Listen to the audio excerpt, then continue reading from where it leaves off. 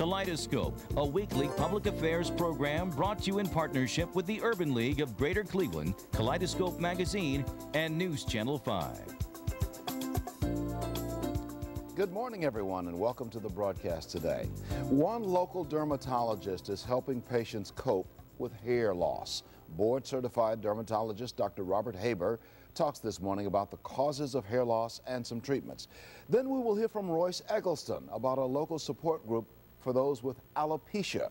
And later in the broadcast, we will hear about the Body and Soul Health Fair taking place this weekend at the Health Space Cleveland. Good morning. I'm Leon Bibb. This is Kaleidoscope, and so we begin. Beginning with Dr. Robert Haber, dermatologist with Haber Dermatology and Cosmetic Surgery. Good to have you with us, Doc. Pleasure to be here. How are things going in your area? Things are going great. Let's talk a little bit about hair loss, common causes of hair loss. Where does it begin? Well, there are well over 100 different separate causes of hair loss. There are medical causes and infectious causes. Probably the most common cause, though, would be the genetically programmed kind of hair loss that we call male pattern or female pattern alopecia. And when a person experiences that, there is a particular pattern that they will begin to lose their hair. It can start very early in the teens or young adulthood. As we get older, the hair loss becomes more and more extensive. This is inherited. That's inherited, yes. From our parents. Well, what kind of treatments are available for those with hair loss? Well, the key thing for people to know with hair loss is that there are treatments, and the treatments are effective and safe. There are medical treatments that work and that are safe and effective, and then there are surgical treatments that work, and they work beautifully today.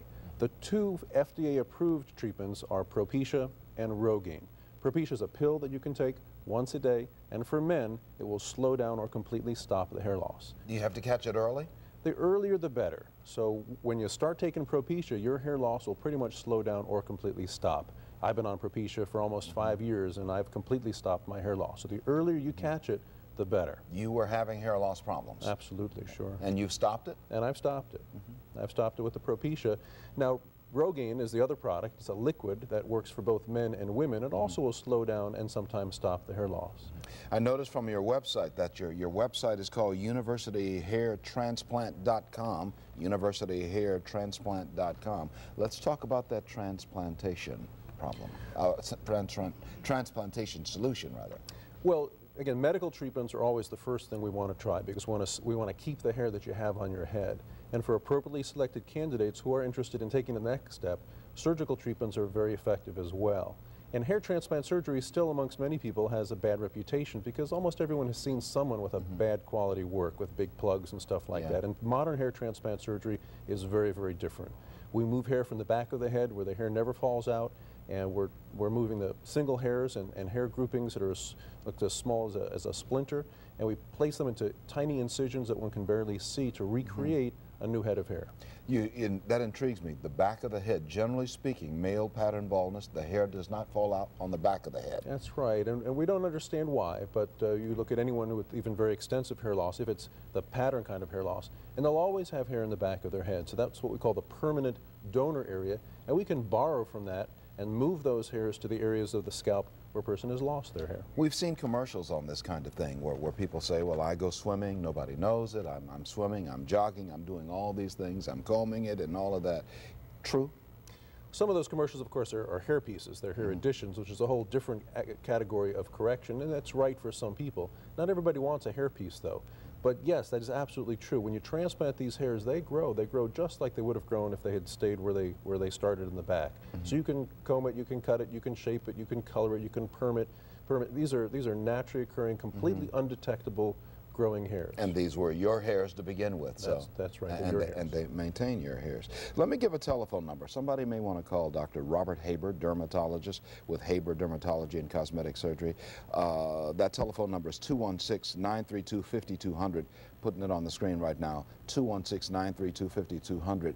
Also, there is a website that you can go to, universityhairtransplant.com, universityhairtransplant.com. Where are your offices located? My office is on Cedar Road near Warrensville, right across the street from the new Target. When people go through this process, this is a relatively new process in the last generation or so, isn't it? The hair restoration surgery. Yeah, the early forms that are now considered poor quality started in the late 50s. And in the past decade is when the newer techniques came into popularity. And in the past 5 years, there's been even more advances in terms of the size of the session that we can, the number of grafts and hairs that we can move in an individual session, and the total natural appearance has been refined over the past several years. We've talked a lot about men. Where do women fit in all of this? Well, women, unfortunately, often lose their hair in a different pattern. And for women that lose their hair in the back of the head, they're not typically candidates for surgery. There are still medical treatments that women can benefit from. About 5 to 10% of my surgical population will be women. It's more important for women to undergo a medical evaluation first to identify and uncover other kinds of treatable conditions such as anemia or thyroid disease or lupus that would be more appropriate to address as opposed to beginning a surgical process. When should somebody start looking at this as a possibility, some sort of a hair treatment? A lot of men talk about combing their hair in their 20s. I knew men in their college years and they began losing hair. Should they start talking to somebody if hair is coming out in the comb? Like as soon as you notice that you're thinning, you need to see a specialist in hair loss because it might be a treatable condition. And the earlier we start treatments, the better your long-term cosmetic result will be. So the earlier the better. I see kids in their early teens that are starting to thin. We want to see them as early as possible so we can intervene most effectively before they need surgery. Does race play a factor in all this, or is hair hair? Well, there's different kinds of hair, but there's no racial or ethnic type of skin or hair that can't work well with surgery. So everybody is a candidate for surgery so long as they have reasonable expectations and enough hair in the back to work with. Leave me with a final thought. We've got about 20 seconds remaining. There are good treatments, and you want to take advantage of these treatments as early as possible. Stay away from the snake oil, stay away from unapproved non-FDA treatments because that's a waste of money. Go see a dermatologist, get a good diagnosis, and then you can have the best treatments possible. Stay away from the snake oil salesman, huh? You got it. Okay. Dr. Robert Haber, dermatologist with Haber Dermatology and Cosmetic Surgery at 932-5200 in the 216 area code. You see the website on the television screen of universityhairtransplant.com. Thank you, Dr. Haber. Good to have you on the broadcast. Thank you, Leon. Okay. Well, coming up next, a support group for those who suffer with alopecia. It is a different kind of hair loss. This is Kaleidoscope. I'm Leon Bibb. Back in a moment.